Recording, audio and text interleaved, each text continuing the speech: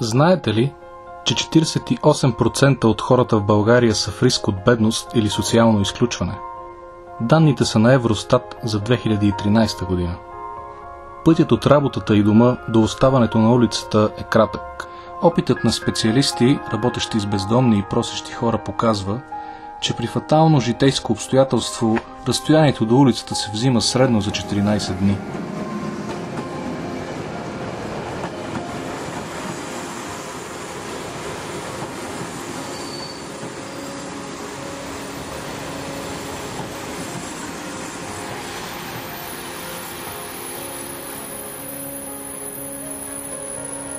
При тебе какво стана преди 5 години?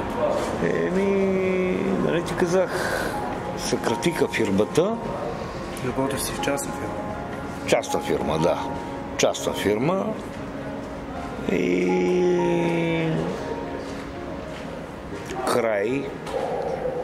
И оттам нататък вече на улицата. А за какво е била фирмата? Моля? Фирмата за какво? Какво са правили? Строителство.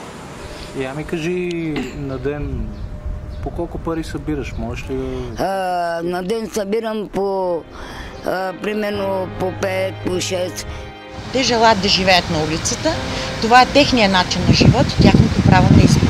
И ние като държавна структура нямаме правото по закони, по конституция, ние да кажем не, вие насила ще дойдете в една услуга. Ако все още смятате, че това не се отнася за вас, можете да превключите канала и да намерите по-приятни занимания. По време на нашата експедиция в долния свят срещнахме човек, който поискал социална помощ за погребението на близък. Била му отказана и попаднал в лапите на лихвари. По стечение на обстоятелствата тогава загубил и работата си. Не могъл да плаща заема, останал и без жилището си. Така започнал да проси. В началото си мислял, че е временно. Проучване на доброволци от българската антибедност мрежа показва, че типичният просек по софийските улици е мъж на около 52 години, етнически българин, бездомен и болен. Всяка съдба е уникална, но има моменти, по които повечето истории си приличат. Това са болни хора, дори с призната инвалидност и получаващи минимални социални помощи.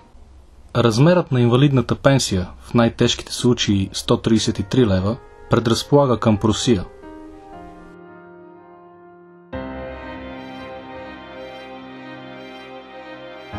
Това са жертви на правосъдието не само когато то е неефективно, но и когато просто нямат достъп до него, защото струва пари.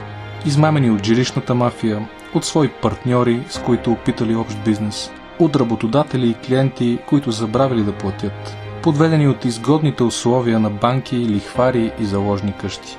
Повече от половината просеци и бездомници са такива. В апартамента ми взеха по улиците, крадат, правят, чинат. И аз им казвам да ми дадат, те не дават. Те наново даже 250 лева съм дал само през нотаро си. Че наново жилището, че не искат да ми дадат копията от архива. Да. Строителство, ама нали, тогава имаше един бум на строителството. Да. И после имаше един спад. И то много ясно, че при спад отиваш на кино. Всеки трети, който е на улицата, вече няма семейство и близки. Или те не желаят да чуят за него. Няма кой да хвърли последния спасителен пояс към давещия се.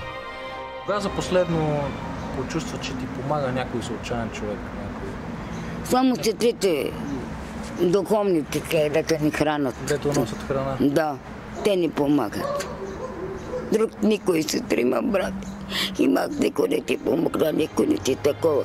Да видят дали жичи такова си.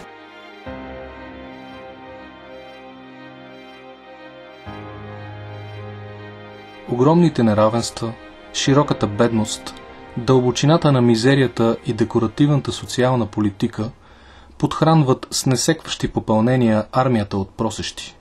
Тук, на улицата, може нагледно да се проследят ефектите от провежданите социално-икономически политики.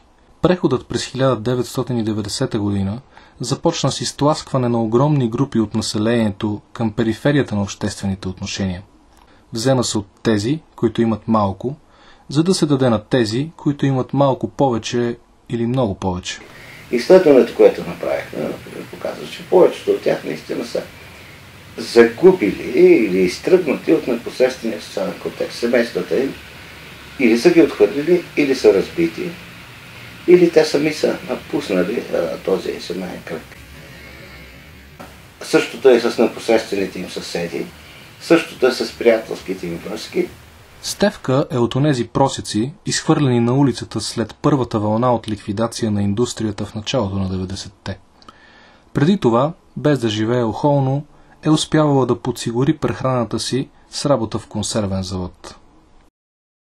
Сега ходих при моята лекарка, сега съм на телка, аз не взимам пенсия. Приеха ми пенсията, сега не може, нали, като примерно телефон за връзка, аз нямам телефон. Що ти спреха пенсията? Защото трябва да минем първо на скелнер за главата, че 4 дена бех в болницата, сега пак ми боли, пак удари. Когато Стефка вече проси, Ставри все още изкарва пари, които му позволяват да живее що годе нормално. Докато в един момент строителният балон се пуква. Работникът от Пазарджик е от втората голяма вълна изхвърлени на улицата с влизането на икономическата криза в България. За всичкото това нещо ми се събират 4 годинки, брато. 4 годинки. Не, значи аз имам предито и трудов стаж от предприятия, в които съм работил. Примерно в Пазарджик, в Ловеч. Колкото и да събереш, утре, където има една дума, не можеш да събереш за пенсия. Това е. Просто механизмите, които създават просенето и просеците, са доста по-сложни, слабо проучени, непознати. И затова е лесно да се каже, ами това е техен избор, те просто злоупотребяват с нашата добрина, с нашия алтруизъм, с нашата емпатия, съчувствие за преживяване, няма нищо подобно. Има бездомни, които нямат, например, лични карти. Агенцията за социално подпомагане има такава възможност, чрез законодателството, да отпуска еднократни помощи за издаване на лична карта. Тоест, стойността на картата с целият пакет, който е необходим, за да се издаде лична карта, се заплаща от държавата чрез Агенцията за социално подпомагане. Стефка и Ставри поне съществуват за държавните институции, защото могат да се легитимират. Жената дори е настанена в общинско жилище след ходатайство от благотворителна организация. Масови са случаите, в които просещи и бездомни не разполагат с документи за самоличност. Такива хора са сред най-честите жертви на престъпността, при това без да влизат в статистиката. Документите може да са откраднати, докато просят или спят някъде по улици и градинки. Възможно е с тях да се вършат нови престъпления. Ти имаш лична карта, нали? Да. Кога за последно си гласувала? Аз не гласувах, защото те дават пари за гласуването. Аз не искам. Не искаш да си продадеш гласа? Да. Наличието на документа е от изключителна важност, защото той, заедно с постоянния адрес, е най-важният пропуск към социалната система. Така голяма част от най-нуждаещите се предварително са изхвърлени от социалното подпомагане. Мнозина от просещите в София и големите градове са от други населени места и самото им пътуване до там представлява непосилен материален ценз. Първо, например, те нямат достъп или имат много ограничен достъп до социални права. Те не могат да реализират своите социални права, рядко получават адекватна социална подкрепа, тази формална, легална, държавно организирана социална подкрепа, социално подпомагане или някакъв вид, друг вид такива социални плащания. Какво прави държавата за бездомниците? В страната имаме разкрити 13 центъра за временно настаняване и 5 приюта за деца и за възрастни, в които могат да бъдат настанени за период 3 месеца 650 бездомни лица, т.е. половината от тези, които са регистрирани. Тази услуга се ползва за срок от 3 месеца и най-често това става в зимните месеци, когато е много студено времето. Да. Айде се в приюти не искам, нали, по 3 месеца такова. Уж да ми дадат нищо. Къде съм измамена, им казвам как е случай така. Сега това, дето ти дадоха жилище, мислиш ли, че Бог ти помогна? Да, Бог. Първият път Бог ми помогна, защото Бог дава. Аз казвам, чрез Божието се моля и Бог е напред и Той ми го даде.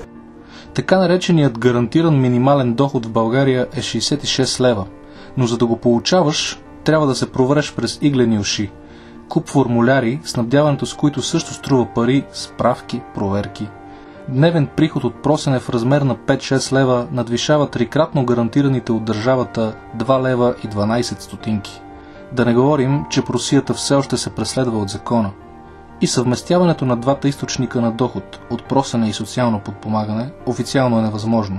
По данни на КНСБ, издръжката на живот е около 288 евро на член на домакинството, докато минималната заплата е 194 евро.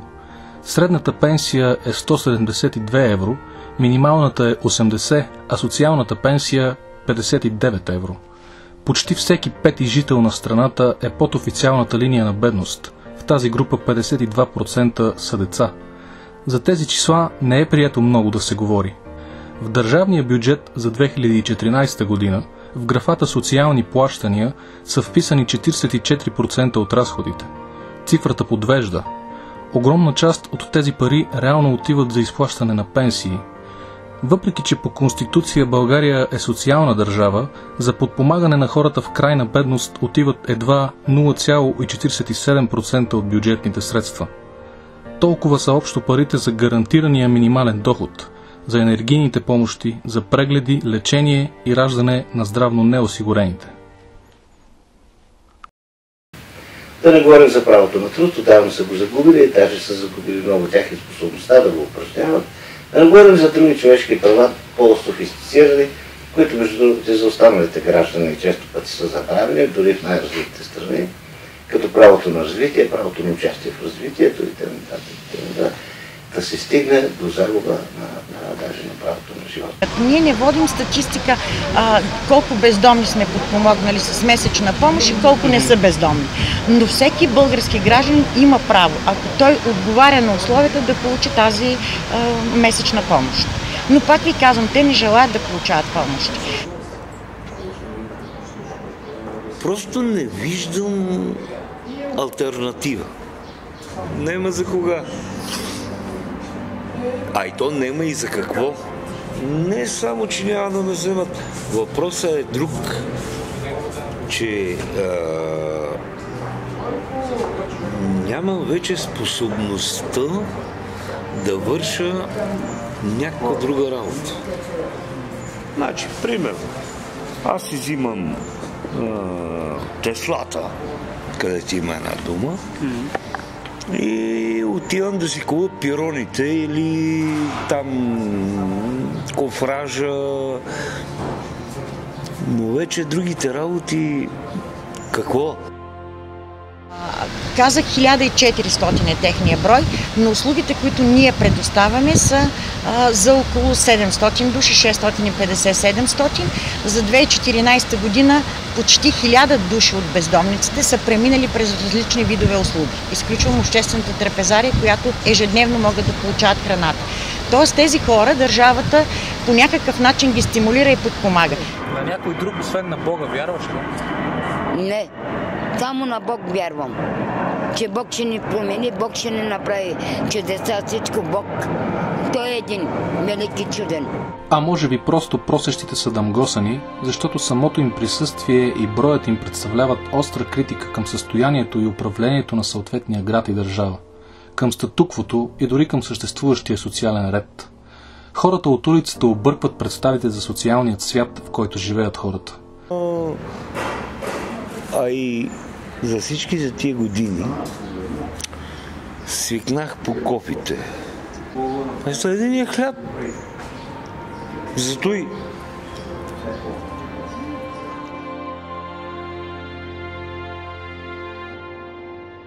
изниква, например, въпроса, защо има толкова защитници на бездомните кучета. Но чули ли сте някъде някаква крупна проява на защитници на бездомни хора, на просещи хора, на хора, умиращи от съд, освен съобщенията по вестниците, и то не пълно? Никъде другаде не се появява това. Има безброй защитници на много други животни, има защитници на растения, на мечки, на някакви видове други, но защитници на хора, които наистина се нуждаят от такава защита, не съм чул да имат. Тук, на улицата, идеята за конкуренцията като единствен двигател на общественото развитие тържествува. Филтрирана е от примеси и е доведена до кристална чистота, като в своеобразна зловеща лаборатория. Хора се конкурират за всичко – за храна, за места на плочките и тротуарите, за кофи с боклук, при това без всякакви ограничения и регулации. Те нямат задължения, но нямат и права. Съществуват в абсолютна свобода, в която намират все по-малко смисъл. Човекът обаче е социално животно. Дори и когато организмът се бори за оцеляването си, интелектът понякога търси другия, способен е на взаимопомощ. Разделяме се с тях с чувството, че живеем в една и съща джунгла. Просто ние сме в началото й, там, където джунглата е по-рехава и между клоните все още прониква някаква светлина. Те са малко по-навътре, само на няколко крачки от тук.